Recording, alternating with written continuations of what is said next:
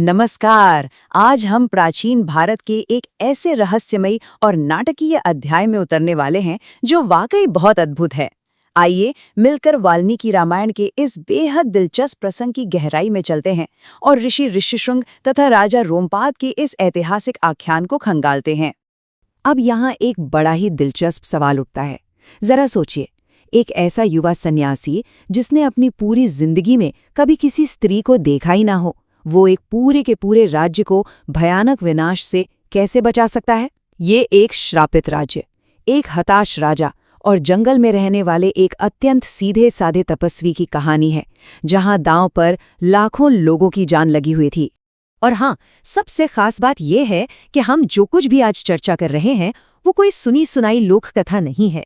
ये पूरी जानकारी सीधे वाल्मीकि रामायण के बालकांड के 10वें अध्याय से ली गई है। हरिप्रसाद शास्त्री जी द्वारा अनुवादित इस प्रामाणिक स्रोत से हमें ये कहानी ज्यों की त्यों मिलती है। तो चलिए भाग 1 से शुरू करते हैं। अंग राज्य का भयंकर सूखा।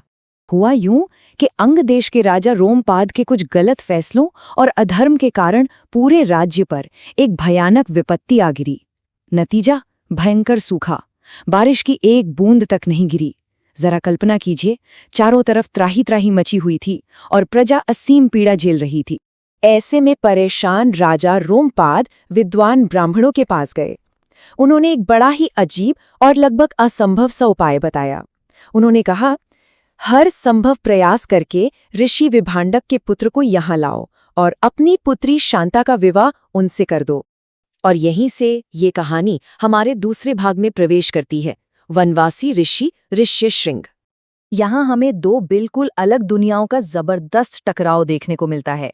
एक तरफ राजा रोमपाद का वो महल था जो राजनीतिक और भौतिक सुखों से तो भरा था, लेकिन श्राप और सूखे से तड़प रहा था। और दूसरी तरफ एक शांत कठोर नियमों वाला वन आश्रम जो बाहरी दुनिया से बिल्कुल अछूता था। इस आश्रम में युवा ऋष्यशृंग अपने बेहद शक्तिशाली पिता ऋषि विभांडक के साथ बिल्कुल अकेले रहते थे। उनकी मासूमियत का अंदाजा आप इसी बात से लगा सकते हैं कि उन्होंने आज तक अपने आश्रम की सीमा ही पार नहीं की थी। यहाँ तक कि उन्होंने अपने पिता के अलावा किसी अन्य इंसान को, चाहे वो स्त्री हो या पुरुष, कभी देखा तक नहीं था। तो फिर राजा उन तक पहुंचे कैसे? यहीं आता है हमारा तीसरा भाग, दरबार की चतुर योजना। अब राजा के मंत्रियों की तो सीधे आश्रम जाकर बात करने की हिम्मत ही नहीं हो रही थी। वो खौफ में थे। उन्हें अच्छे से पता था कि अगर जरा सी भी चूक हुई तो ऋष्यशृंग के पिता महान ऋषि विभांडक का क्रोध भड़क उठेगा और वो अपने तपोबल से पल भर में पूरे राज्य को राख कर सकते हैं। इसलिए बल प्रयोग की बजाय एक बहुत ही अचूक और जोखिम भरी चाल चली गई। इस योजना के 3 चरण थे। पहला, सुंदर राजसी गणिकाओं को भेजकर आश्रम के पास डेरा डलवाना। दूसरा, पिता विभांडक के आश्रम से बाहर जाने का छिपकर इंतजार करना। और तीसरा, उन खूबसूरत गणिकाओं द्वारा उस सीधे साधे युवा ऋषि को मीठे गीतों और रंग बिरंगे कपड़ों से लुभाना।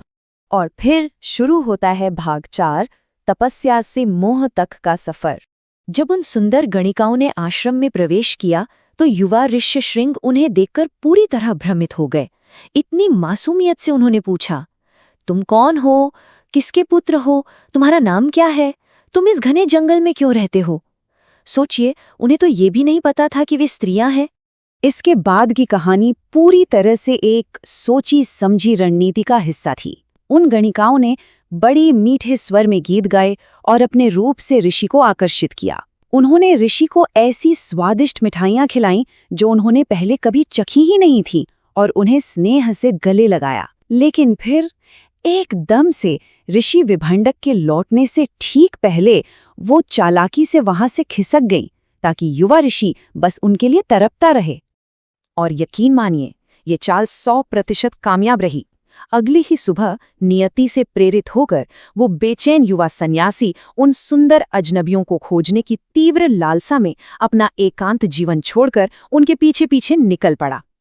और अब हम पहुंचते हैं इस नाटकीय कहानी के चरम पर।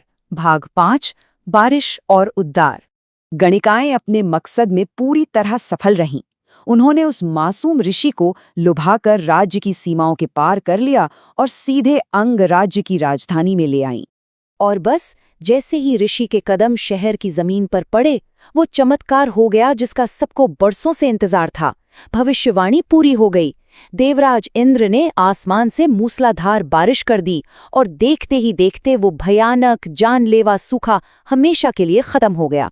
राजा रोमपाद की खुशी का तो कोई ठिकाना ही नहीं था। उन्होंने कृतज्ञता से आगे बढ़कर ऋषि का बहुत विनम्रता से स्वागत किया, उनसे हाथ जोड़कर प्रार्थना की कि वे अपने पिता के भयानक क्रोध से राज्य की रक्षा करें, और बड़े ही सम्मान के साथ अपनी पुत्री राजकुमारी शांता का हाथ उन्हें विवाह में सौंप दिया। अब इस पूरी चर्चा को समेटते हुए जरा एक बहुत ही गहरे सवाल पर गौर करते हैं। क्या ये पता है कि ये साहसिक योजना और एक ऋषि का इस तरह राजधानी आना आगे चलकर पूरे इतिहास को कैसे बदलने वाला था? दरअसल यही वो महान ऋषि ऋष्यशृंग थे जिन्होंने आगे चलकर राजा दशरथ के लिए वो प्रसिद्ध पुत्र कामेष्टि यज्ञ संपन्न किया था, जिसके फलस्वरूप स्वयं शक्तिशाली भगवान श्री राम का जन्म हुआ। एक राज्य को बचाने के लिए शुरू हुई ये अनोखी कहानी असल में एक पूरे महाकाव्य की नींव बन गई, है ना? बिल्कुल अद्भुत। प्राचीन भारत के इस ऐतिहासिक विश्लेषण में हमारे साथ जुड़ने के लिए धन्यवाद।